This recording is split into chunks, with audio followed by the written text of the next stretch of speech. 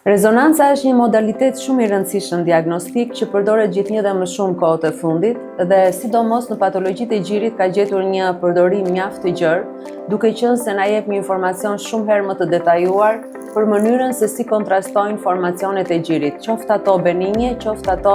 jo të mira apo maligne. Është një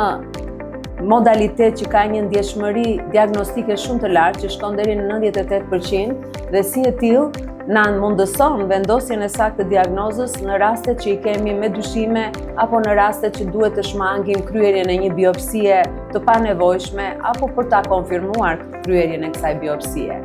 Duke qenë se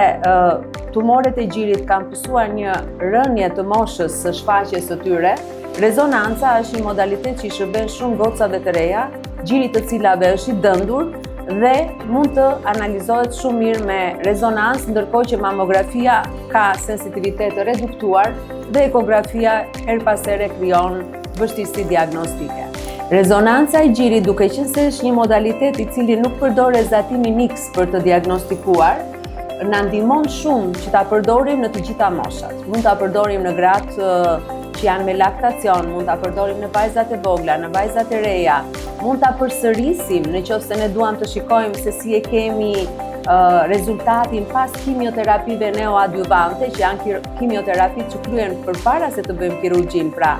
ne duam të reduktojmë një tumor, bëjmë kimioterapi më përpara dhe e shikojmë vlerësimin se si ka funksionuar kjo kimioterapi me anë të rezonancës magnetike, e cila nuk është vetëm një ekzaminim diagnostikues, por në të njëjtën kohë është dhe një ekzaminim funksional, sepse ne shikojmë metabolizmin e masës tumorale dhe me anë të rezonancës vlerësojmë nëse zona tumorale ka metabolizëm apo nuk ka më metabolizëm, që do të thotë që qelizat e saj nuk kontrastohen.